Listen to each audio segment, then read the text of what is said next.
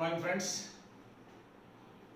मायगोरी coaching classes की ओर से आज का जो सेशन है 9th स्टैंडर्ड एंटायर हिंदी। आज हम 8वां लेसन देखने जा रहे हैं, वीर भूमि पर कुछ दिन। ये बहुत ही सुंदर लेसन है और एक यात्रा वर्णन है और इसकी लेखिका है रुक्मिणी संगल। दोस्तों, आज का ये जो सेशन है इसमें मैं आपका एक बार स्वागत करते हुए ये कहूँगा कि आप अपनी बुक जो है लोक Bharti 9th standard entire Hindi की, वो आप अपने पास रखिए ताकि मैं जो भी आपको बताऊंगा वो आपके समझ में भी आएगा। कोई डिफिकल्ट वर्ड्स रहे तो वो भी आपके ध्यान में आ जाएंगे। ठीक है, तो आज हम हमारा 8वां लेसन देखने जा रहे हैं, पहली इकाई का वीर भूमि पर कुछ दिन। ये लिखा है रुक्मिणी संगल जी ने। उनके बारे में थोड़ा सा जानना है तो उनका जन्म जो है 1945 में हुआ था। विभिन्न पत्र पत्रिकाओं में उन्होंने लेखन किया है। दिनकर के काव्य में जीवन मूल्य इस विषय पर उन्होंने शोध प्रबंध लिखा है। और यात्रा वर्णन, इस प्रस्तुत गद्य के बारे में अगर जानना है तो ये एक यात्रा वर्णन है। इस यात्रा वर्णन में उन्होंने वीर भूमि राजस्थान को हम लोग वीर भूमि कहते हैं, तो जोधपुर, जैसलमेर, चित्तौड़गढ़ जैसे विविध स्थानों पर वहाँ की कला और संस्कृति का सजीव वर्णन किया है कि वो वहाँ जाके आई है और वहाँ पर जितना भी सुंदर सुंदर उन्होंने देखा है, जिस जिस चीज़ों का निरीक्षण किया, वो सब उन्होंने अपने आप को इस प्रस्तुत गद्य में आपके लिए लिखी है। ठीक है, अगर कोई शब्द है वो अगर कोई डिफिकल्ट आता है तो मैं आपको यहाँ एक्सप्लेन करके बताऊँगा। वैसे लेकिन मेरे बातों में मैं मैक्सिमम चीज़ें आपको एक्सप्लेन करके बताऊँगा। राइट, चलिए स्टार्ट करते हैं। गाड़ी अपनी गति से बढ़ रही थी। ये यात्रा का वर्णन है। ये जा रहे थे राजस्थान। अब राजस्थान में कहाँ कहाँ जा रहे थे इसके बारे में अभी हम थोड़ी देर में जानेंगे। भटिंडा, हनुमानगढ़, लालगढ़ और बीकानेर होते हुए अब नागौर पहुंचे। कहाँ पहुंची? नागौर।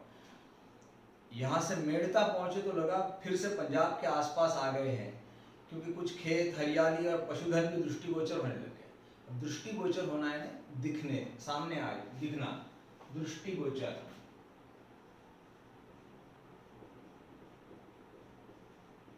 दृष्टिगोचर होना है ना, आंख के सामने आना, आंख के सामने आना। दृष्टिगोचर है, दृष्टि के सामने आने लग गए, आंखों के सामने आने लग गए, इन्हें दिखने लग गए। अभी तो उन्हें कुछ खेत दिखने लग गए, हरियाली दिखने लग गई। पशुधन का मतलब है गाय, भैंसे, ये सब जो चीजें वो दिखने लग गई। सायंकाल होते होते अपना गंतव्य स्टेशन जोधपुर आ गया। धीरे धीरे ये कहाँ पर पहुंच गए? जोधपुर। और जोधपुर कहाँ है दोस्तों? जोधपुर है राजस्थान में। आज हमारा पड़ाव जोधपुर में था। यो भी सायंकाल हो चुका था। स्टेशन के समीप होटल में कमरा मिल गया। सामान वहाँ रखकर थोड़ा तरोताज़ा हो गया। होटल बाजू में ही था, उन्होंने ले लिया, एक होटल मिल गया उनको स्टेशन के बाजू में, वहीं पर तरोताज़ा हो गए।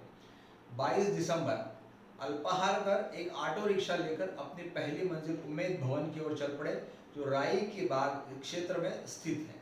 अब ये पहले शाम को उन्होंने रेस्ट किया, फिर नेक्स्ट डे मॉर्निंग बस अपना एक ऑटो लिया और उम्मेद भवन की तरफ चले पड़े। अब देखिए एक एक नाम जो है वो थोड़ा सा ध्यान में रखिए। ये उम्मेद भवन जो है वो राई के बाग क्षेत्र में स्थित है। राई के बाग वो एरिया का नाम है, वहाँ पर उम्मेद भवन है। उम्मेद भवन विश्व का विशालतम भवन, विश्व का विशालतम भवन, सबसे बड़ा भवन, महाराजा उम्मेद सिंह द्वारा निर्मित होने से उम्मेद भवन कहलाता है। महाराजा उम्मेद सिंह ने उन्हें बनाया था। छीतर झील के पास होने से इसे छीतर भवन भी कहते हैं। वहाँ एक झील है जिसका नाम है छीतर झील, उसके पास होने से इसे छीतर भवन भी कहते हैं। इसके निर्माण में 20 वर्ष का समय लग गया। बाप रे, कितना समय लग गया? 20 साल। यह भवन अपनी भव्य और उत्कृष्ट सज्जा से सज्जित है। इसमें ऐश्वर्य, विलास और आमोद प्रमोद के सभी साधन उपलब्ध है। इसमें क्या है? ऐश्वर्य। ऐश्वर्य मतलब क्या है? बहुत अमीरी। विलास, विलास का मतलब है जहाँ पर हम पूरे लग्जरी, और उसके बाद में आमोद प्रमोद यानी बाकी सब चीज़ें यहाँ पर उपलब्ध है। बाकी सब चीज़ें, सब जो भी चीज़ आपको चाहिए वो सब उपलब्ध है। आने जाने की सभी सुविधाएं या फिर जो भी क्या कहेंगे उसको, आज की ज़माने में जो भी चीज़ों की ज़रूरत है वो सब वहाँ उपलब्ध है। महल के प्रवेश द्वार पर नियुक्त द्वारपाल ने बताया कि महल के 343 कमरों को होटल के रूप में परिवर्तित कर दिया गया है। एक भाग में शाही परिवार रहता है।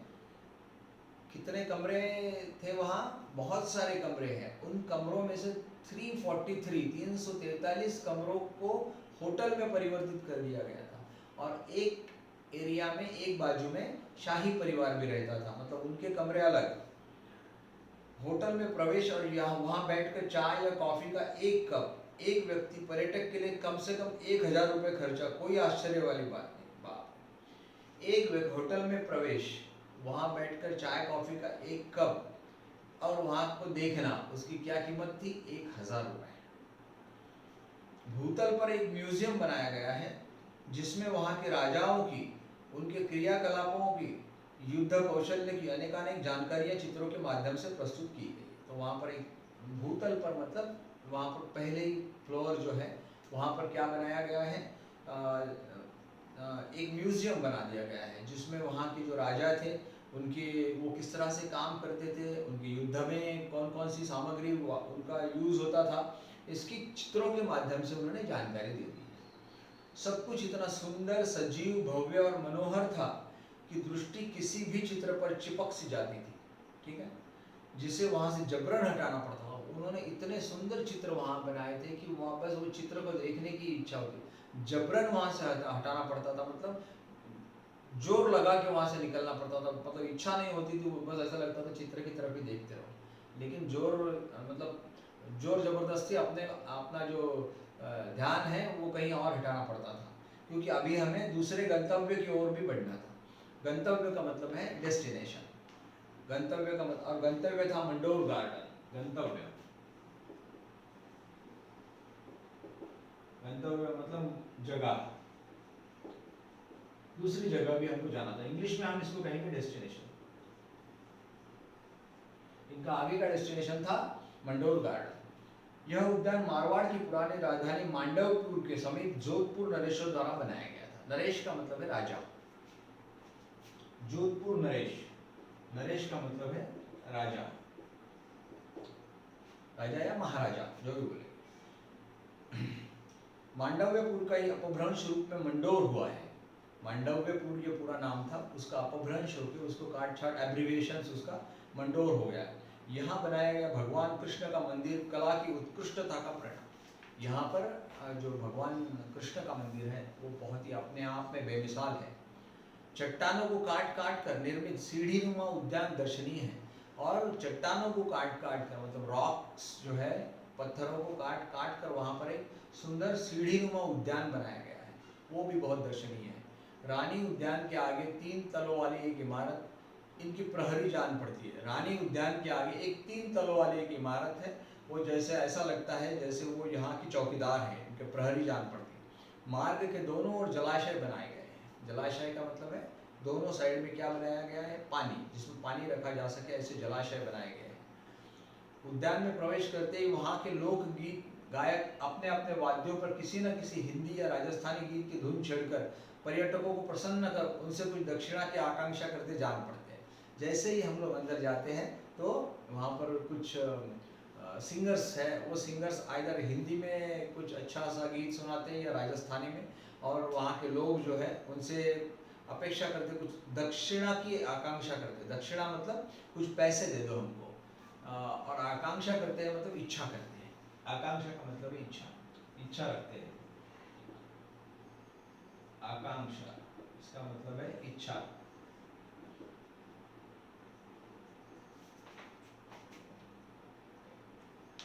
ठीक, तो आगे रानी उद्यान के बाई ओर पहाड़ी की एक चट्टान पर वहां के वीरों ने देवताओं की विशाल मूर्तियां बनाई हैं। चट्टानों को काटकर मूर्तियों को दर्शाया गया है। वह दृश्य अनुपम है। अनुपम का मतलब है बहुत ही सुंदर दृश्य है। अनुपम का मतलब है बहुत सुंदर। मंडोर गार्डन के दृश्यों से अभिभूत हम, अभिभूत होकर मतलब तो मेस्मराइज होकर, मेस्मराइज हो गए थे हम, मतलब उनकी तरफ बस ऐसा लग रहा था कि ये क्या देख रहे, इतना सुंदर कि बस देखते ही रह जाओ। उसको कहते हैं अभिभूत होना। अभिभूत होकर हम मेहरानगढ़ किले की ओर बढ़े। अब कहाँ, कौन से किले की तरफ जा रही है? मेहरानगढ़, जो शहर के मध्य में 400 फीट ऊंची पहाड़ी पर 20 फीट से 120 फीट ऊंची दीवार के परकोटों से घिरा है। परकोटों से घिरा है, मतलब परकोटे मतलब क्या? किले के आजू बाजू में जो दीवार है उसको कहते हैं परकोटे, और उसके परकोटे के बीच में वो किला है। इसका निर्माण कार्य 1459 में जोधाजी राव द्वारा किया गया था। जोधाजी राव जो 1459 में वहाँ के राजा थे, उन्होंने किया था। उसके परकोटों में जगह जगह बुर्जियाँ बनाई गई हैं। इस किले में भव्य प्रदेश द्वार जयपोल, लोहापोल और फतेहपोल बनाए गए। वहाँ पर 3 दरवाजे हैं, उनका नाम है जयपोल, लोहापोल और फतेहपोल। जयपोल तक आते आते ही शहर नीचे रह जाता है। जयपोल तक जैसे हम चढ़ने लग गए, शहर पूरा नीचे चला गया। ये बहुत ऊपर था वो और हम काफ़ी ऊपर आ जाते हैं।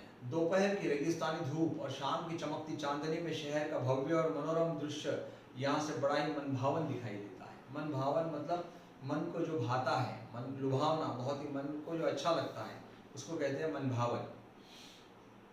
ये प्रवेश द्वार जोधाजी राव के विभिन्न वंशजों द्वारा विजय के प्रतीक के रूप में बनाए गए। जोधाजी राव, ये प्रवेश द्वार जो है, जोधाजी राव ने जो इधर उधर विजय हासिल किए जहाँ युद्ध में उन्होंने, तो उसका प्रतीक करके वो दरवाजे वहाँ पर बनाए गए। द्वारों की दीवारों पर जौहर करने वाली वीरांगनाओं के हस्तचिन्ह भी बने हैं। जौहर करना मतलब आप जानते हैं, राजस्थान में क्या होता था कि जब परकीय आक्रमण जब होता था, जैसे बाहर से अगर कोई लोग इन पर युद्ध करते थे, तो यहाँ की अगर समझो राजा हार जाता था, तो वहाँ पर जितने भी लेडीज़ थी, जितने भी स्त्रियाँ थी, वो क्या करती थी कि आग में कूद जाती थी। वो आग में उनका जो कूदना है उसको कहते हैं जौहर। ठीक है, वो जौहर के वहाँ पर चित्र लगे हुए थे। दुर्ग के अंदर कई भव्य विशाल भवन हैं, जैसे मोती महल, फूल महल, शीश महल, दौलत खाना, फतेह महल और रानी सागर आदि। कहीं बैठक खाना तो कहीं दीवाने खास, दीवाने आम है तो कहीं कला की प्रदर्शनी हेतु पेंटिंग्स और दरिया भी प्रदर्शित की गई है। तो इतना सुंदर है देखने के लिए कि बस पूछिए मत। इसके बाद हम दूसरी पहाड़ी पर स्थित जसवंत ठंडा नाम से विख्यात स्मारक देखने चले गए। एक और स्मारक दूसरी पहाड़ी पर है, उसको देखने चले गए। उसका नाम था जसवंत ठंडा। प्रवेश द्वार के एक और महादेव का मंदिर, तो दूसरी ओर देव सरोवर। एक सरोवर, सरोवर का मतलब है लेक। यहाँ अनेक पक्षी, भांति भांति की चिड़िया चहचहाकर अपनी प्रसन्नता की सकारात्मक ऊर्जा पर्यटकों को प्रदान कर रही थी। तो वहाँ पर अलग अलग प्रकार की चिड़िया थी, पक्षी थे, तो वो बहुत चहक रहे थे और उनकी जो ऊर्जा उसमें से निकल रही थी वो बहुत पॉजिटिव थी और सभी बहुत अच्छा लग रहा था। यह स्मारक 1903 में महाराजा जसवंत सिंह की स्मृति में बनाया गया था। जोधपुर के इन सभी स्थलों की चित्रकला, स्थापत्य कला एवं मूर्ति कला देखकर भारतीय कलाकारों का सम्मान और तथा उन्हें नमन करने का मन करता है कि यहाँ पर जितने सारी चित्रकला देखी है, स्थापत्य कला देखी है, मतलब बिल्डिंग्स बनाए गए हैं, वो आर्किटेक्चर जिसको हम कहते हैं, और मूर्ति कला मतलब जो मूर्तियाँ बनाई गई है, उनको देखकर भारतीय कलाकारों को नमन करने का जी करता है, ऐसे लेखक कहते हैं, लेखिका कहती है। अब सूर्य भी अपनी किरणों को समेट अस्ताचलगामी हो गया था।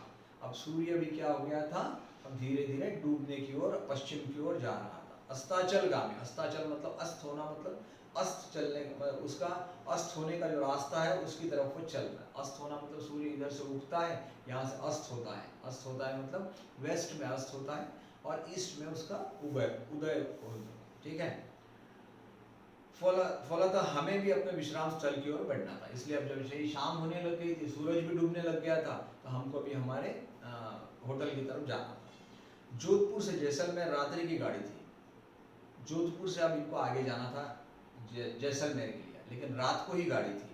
जोधपुर जैसलमेर एक्सप्रेस से तत्काल का आरक्षण कराया और चल पड़े। इन्होंने रिजर्वेशन तो था नहीं, तो वहीं पे उन्होंने तत्काल का रिजर्वेशन करवा लिया और तत्काल का आरक्षण किया, मतलब वहीं पर ही रिजर्वेशन किया, उसी समय रिजर्वेशन किया। अगली प्रातः को हम जैसलमेर स्टेशन पहुंचे। एक पूरी रात निकल गई और कल सुबह जैसलमेर स्टेशन पहुंचे।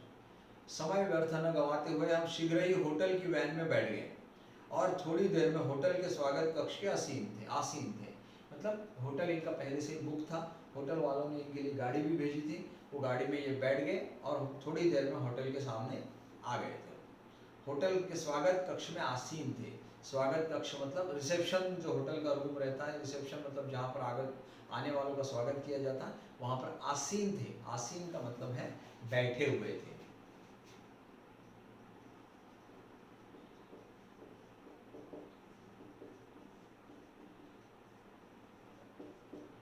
बैठे हुए थे, ठीक। एक कक्ष में हमारा सामान पहुंचाकर दिन भर का कार्यक्रम होटल के मालिक ने ऐसे निर्धारित कर दिया जैसे किसी पूर्व परिचित अतिथि का। मतलब होटल के मालिक ने इनका कार्यक्रम बहुत सुंदर तरीके से बना दिया था, जैसे कोई इनका पूर्व परिचित है, मतलब जिससे जान पहचान वाला। पूर्व परिचित मतलब जान पहचान वाला। थोड़ी देर के बाद ही नगर भ्रमण की व्यवस्था हो गई। नगर भ्रमण मतलब पूरे शहर में घूमने की व्यवस्था। भ्रमण मतलब घूमना, नगर मतलब शहर। शहर में घूमने की व्यवस्था हो गई। पहले यहाँ का सबसे बड़ा आश्चर्य देखने गए पटवा की हवेलियाँ। अब ये जैसलमेर में आ गए। कहाँ आ गए? जैसलमेर। पटवा की हवेलियाँ देखने आ गए। 18वीं सदी में शहर के प्रसिद्ध व्यापारी सेठ पटवा ने अपने 5 पुत्रों के लिए इन हवेलियों का निर्माण किया था। पटवा की हवेलियाँ मतलब इसके 5 बच्चे थे और 5 बच्चों के लिए उसने अपनी हवेलियाँ बनाई थी। एक के निर्माण में 12 वर्ष का समय लगा था। आप बोलिए, एक हवेली बनाने के लिए, एक बिल्डिंग बनाने के लिए कितना समय लगा था? 12 साल। शहर के मध्य में खड़ी ये 5 हवेलियां कलात्मक वास्तुशिल्प का अद्भुत नमूना। ये पांचों की पांचों बिल्डिंग्स जो है अपने ये सेठ ने जो अपने बच्चों के लिए बनाई, बहुत ही अद्भुत है। इनकी छतें बहुत ही खूबसूरत पत्थर के खंभे पर खड़ी है।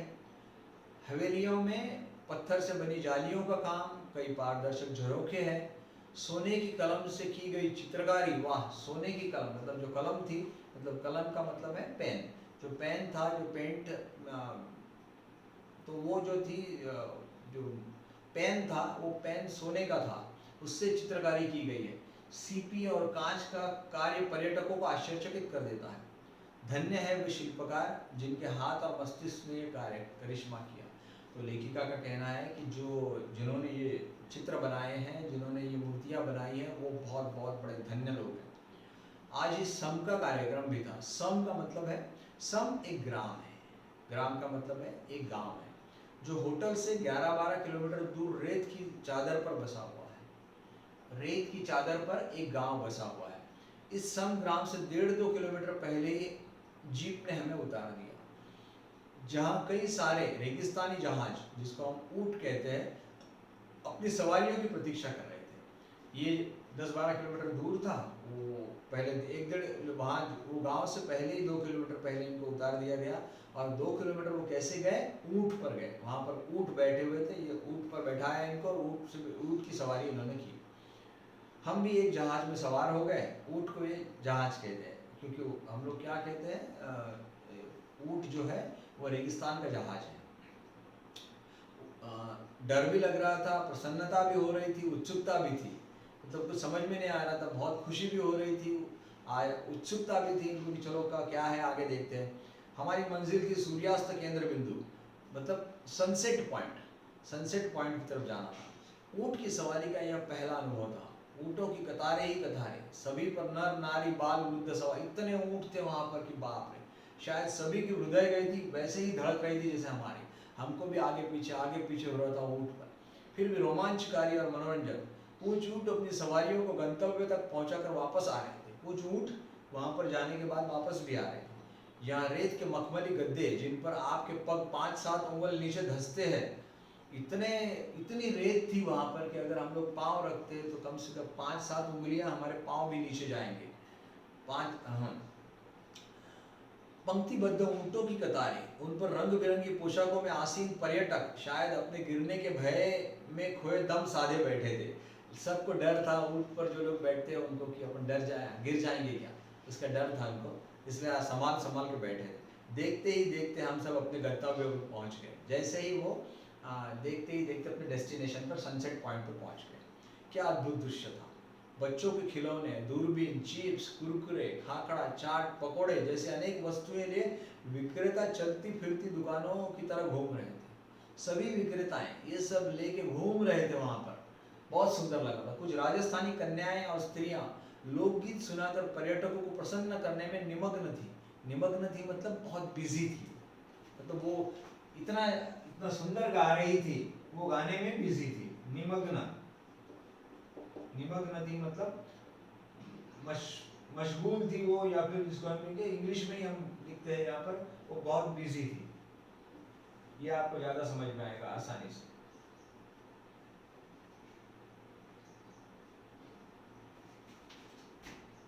तो वो राजस्थानी गाने में बिजी थी वो बेचारी, सब अच्छे अच्छे सुना रही थी सबको गाना। अनेक पर्यटक अपने कैमरे का बटन ऑन करके अस्ताचलगामी भास्कर को कैमरे में बंद करने के लिए सन्नद्ध थे। अब बहुत सारे पर्यटक मतलब टूरिस्ट जो थे वो क्या कर रहे थे, सूर्य जो पश्चिम की ओर जा रहा था, अभी डूबने जा रहा था, उसी के लिए आए थे, उसी को देखने के लिए आए थे। तो अपने कैमरे लिए बैठे थे कि उसका फोटो लिया जाए। और बहुत भास्कर, भास्कर का मतलब है सूर्य, भास्कर को हम सूर्य कहते हैं। देखते ही देखते चमकता सूर्य ताम्रवर्णी होकर जल्दी जल्दी दूर क्षितिज में लय होता जा रहा था। साथ ही पर्यटकों की कैमरे में कैद भी होता है। धीरे धीरे सूर्य जो है वो अस्त होता जा रहा था। कुल मिलाकर वह जन सैलाब किसी महाकुंभ की याद ताज़ा करा रहा था। वो बहुत ही सुंदर वातावरण था, इतने लोग थे वहाँ पर, इतने ऊँट की पूछो मत। अब सब गाड़ियों की ओर चल पड़े जो लगभग आधे फरलांग पहले खड़ी थी, मतलब वो गाड़ियाँ जरा आगे आ गई थी। उस मार्ग में चलते हुए उस मखमली फोम के गद्दों की जो अनुभूति हो रही थी, अब ये रेत पर चल रहे थे, अब रेत पर चल रहा है, उनको लग रहा है जैसे किसी मखमली फोम पे चल रहे हैं, मखमल के गद्दे पर चल रहे हैं। जीप पर सवार हो गए और आ गए जहाँ सांस्कृतिक कार्यक्रम तथा रात्रि भोज का प्रबंध था। मध्य में अग्नि प्रज्वलित की गई थी, 3 और दर्शकों के बैठने की व्यवस्था थी। तो एक और प्रस्तुति देने वाले कलाकारों का मंच बनाया गया था। वहाँ पर आग लगाई गई थी और तीनों साइड में लोग बैठे थे और एक साइड में एक स्टेज लगा दिया गया था जिस पर आर्टिस्ट बैठे हुए थे। उसमें राजस्थान के जाने माने कलाकारों ने वहाँ की लोक संस्कृति को नृत्य, नाटिका और गायन के माध्यम से जो सांस्कृतिक प्रस्तुति दी वो अद्भुत थी। वहाँ पर जो जाने माने गायक आए हुए थे, कलाकार आए थे, उन्होंने राजस्थान की जो कल्चर है वहाँ का, वहाँ की संस्कृति जो है वो दिखाई, वो बहुत ही बेमिसाल थी। देश विदेश में प्रस्तुति देने वालों का यह संगम दर्शकों को भाव विभोर किए था। मतलब ये जो आज इनका जो प्रेजेंटेशन था, इससे भाव विभोर हो गए थे, मतलब दंग हो गए थे देखकर वो, कि भाव विभोर होना मतलब दंग हो जाना। रात्रि भोज की तैयारी संपन्न हो चुकी थी। भोजन में राजस्थानी व्यंजनों का वैविध्य था। रात्रि भोज रेडी था और अलग अलग प्रकार के राजस्थानी व्यंजन वहाँ पर लगे हुए थे, राजस्थानी डिशेज लगी हुई थी। सेल्फ सर्विस, जैसा रुचि जितना लीजिए अपने हाथ से लीजिए, खाइए, आनंद उठाइए, कि तर्ज पर सब लोग भोजन कर रहे थे। इन सब स्मृतियों के साथ होटल वापस आए। वहाँ से भी सामान उठा, पुनः स्टेशन, वही रात्रि के। फिर से इनको, जैसे जोधपुर से जैसलमेर आना था तो रात की यात्रा थी, अब जैसलमेर से इनको आगे जाना है तो फिर से जैसलमेर से इनको जोधपुर जाना था, फिर रात्रि की यात्रा थी, फिर वही स्टेशन, फिर वही रात्रि यात्रा, फिर जोधपुर पहुँच गए। जैसलमेर से अब चित्तौड़ जाने की यात्रा कर हम 24 दिसंबर से सायंकाल तक फिर वहाँ से आगे चित्तौड़ चले गई है। ठीक है। चित्तौड़ का नाम आया या चेतक का, तुरंत एक वीर साहसी और स्वाभिमानी देशभक्त चित्रमानस पटल पर सजीव हो जाता है, महाराणा प्रताप, जिन्होंने चित्तौड़ की रक्षा में अपना सर्वस्व न्यौछावर कर दिया था लेकिन आत्मसमर्पण नहीं किया। चित्तौड़ का नाम आया तो बस महाराणा प्रताप का नाम हमारे सामने आ जाता है। महाराणा प्रताप वो एक वीर योद्धा थे जिन्होंने अपने प्रतापगढ़ के लिए, अपनी भूमि के लिए मुस्लिम अकबर से बहुत देर तक युद्ध किया था। खुद वो युद्ध में खुद वो समर्पित हो गए लेकिन आत्मसमर्पण नहीं किया। उनकी जान अपनी चली गई उसमें, लेकिन उन्होंने अपने आप को झुकने नहीं दिया था। भले ही महलों को त्याग कर जंगल में शरण लेनी पड़ी, बच्चों और परिवार को भूखा रखना पड़ा, विशाल धरती शैया, खुली नील गगन चादर राह पर हार नहीं मानी। ये ऐसी व्यक्ति थी कि इसके बाद में उनको बहुत देर तक भागना पड़ा, उनका पूरा परिवार भूखा सोता रहा, जमीन पर ही सोना पड़ा उनको, लेकिन ऐसा रहा तब भी ये योद्धा जो था बहुत ही वीर योद्धा रहा है। ऐसे ही एक और देशभक्त और स्वामी भक्त की याद ताज़ा हो जाती है जिसका नाम है भामाशाह, जिसने अपनी सारी पूंजी अपने स्वामी सम्राट राणा प्रताप के चरणों में अति विनम्र भाव से रख दी है। तो ये जो भामाशाह था, इन्होंने अपना सारा संपत्ति, अपनी सारी जो प्रॉपर्टी है वो महाराणा राणा प्रताप को दे दी थी। इसी शहर में मीरा जैसी कृष्ण भक्त की यादें भी जुड़ी है और चित्तौड़ में मीरा की यादें भी बहुत जुड़ी है। मीरा एक बहुत ही आपके लिए बहुत सुंदर लेसन है, वो आगे रहेगा आपको। वो बहुत सुंदर, उसमें मीरा श्री कृष्ण की दीवानी थी और मीरा जो थी वो चित्तौड़ से ही थी, वहाँ पर ही राजस्थान से थी, तो उनकी भी यादें यहाँ पर राजस्थान चित्तौड़ में बहुत ज़्यादा हैं। यो वह छोटा सा शहर है, लेकिन इसके कण कण में वीरता, त्याग और भक्तिभाव भरा पड़ता है। चित्तौड़ छोटा सा शहर है, लेकिन यहाँ पर वीरता पूरी भरी हुई है। यहाँ के बाशिंदों की सहजता, सरलता और भाईचारा देखकर सहज ही यहाँ के महापुरुषों की गुणों की अभिव्यक्ति हो जाती है, जो इन्हें विरासत में मिले प्रतीत होते हैं। यहाँ पर जैसे महाराणा प्रताप जैसे लोग होके गए, तो उनका लेखिका का कहना है कि वहाँ पर जो भी लोग थे वो इतने सरल, सादा, मिलनसार, ऐसा लगता है कि वो इतने अच्छे लोग हैं कि इनको ये सब अच्छाइयाँ जो है वो इतने उनके जो बड़े पूर्वज होके गए महाराणा प्रताप जैसे, भामाशाह जैसे, इनसे ही मिली है। दर्शनीय स्थलों में एक विशाल दुर्ग है, जिसके विषय में कहा जाता है कि जो गढ़ों में गढ़, चित्तौड़गढ़, बाकी सब गढ़ैया। चित्तौड़गढ़ के बारे में कहा जाता है कि अगर किलों में किला अगर कोई है तो वो चित्तौड़गढ़ है, बाकी सभी किले हैं बस ऐसे ही है। इस गढ़ के अंदर मीरा मंदिर, विजय स्तंभ, गौमुखी कुंड, कालिका मंदिर, पद्मिनी महल, जौहर कुंड, कुंभ महल, जैन मंदिर और श्री महाराणा म्यूजियम जैसे अनेक दर्शनीय स्थल हैं। चित्तौड़गढ़ में बहुत सारी चीजें बनी हुई। जैन मंदिर में सभी 24 तीर्थंकरों की प्रतिमाएं स्थापित की गई, इसमें जैन मंदिर भी है। सभी प्रतिमाएं श्वेत संगमरमर के आकर्षक पत्थर से निर्मित है। पश्चिम की ओर बना रामपोल ही किले का प्रमुख प्रवेश द्वार है। एक रामपोल नाम का दरवाजा है, वो ये किले का प्रमुख द्वार है। जैन मंदिर के सामने ही बड़े से गेट में विजय स्तंभ है, जो महाराणा कुंभा द्वारा मालवा के सुल्तान और गुजरात के सुल्तान के संयुक्त आक्रमण के साहसिक विजय के रूप में बनाया गया। तो महाराणा कुंभा जो थे वहाँ के, उन्होंने मालवा के सुल्तान और गुजरात के सुल्तान, ये दोनों का जो वध किया और दोनों पर जो विजय प्राप्त की थी, वो विजय का प्रतीक, इसके लिए वहाँ पर उन्होंने ये बड़ा विजय स्तंभ बनाया था। यहाँ जौहर कुंड में रानी पद्मिनी जैसी वीरांगनाओं की जौहर की कहानी प्रतिबिंबित है। और चित्तौड़ का वही जौहर कुंड है, जहाँ पर महारानी पद्मिनी ने अलाउद्दीन खिलजी का जब आक्रमण हुआ था तब उन्होंने जौहर किया था महारानी पद्मिनी ने। यहाँ के पार्क में भी महाराणा प्रताप की आकर्षक प्रतिमा चेतक पर स्थापित है। चेतक ये महाराणा प्रताप का घोड़ा है, बहुत ही, जिसके बारे में बहुत कुछ लिखा गया है। राजस्थान के इन 3 शहरों की यात्रा ने एक गीत की कुछ पंक्तियां हमें याद दिला दी। कहाँ कहाँ गए ये लोग? पहले दिन जोधपुर, दूसरे दिन जैसलमेर और उसके बाद में चित्तौड़, ये 3 जगह पर जाके आए। उनको कहता है कि ये 3 शहरों की यात्रा ने हमें कुछ पंक्तियां याद दिला दी। यह देश है वीर जवानों का, अलबेलों का, मस्तानों का, इस देश का यारो क्या कहना, यह देश है धरती का कहना। बराबर है, ये राजस्थान जो है ये वीरों की भूमि है, सभी बड़े बड़े वीर लोग यहाँ पर होके गए हैं। संक्षेप में मैं यदि कहूँ कि यह वीर भूमि है जहाँ त्याग भी है, बलिदान भी, शत्रु को परास्त करने का जज्बा भी है, तो कला की परख भी है। मतलब यहाँ पर कला की परख है, मतलब यहाँ के लोगों को अगर आप बहुत अच्छा कलाकार हो तो वो उसकी भी परख है। परख है मतलब इनको समझता है, समझ है, परख का मतलब है समझ है।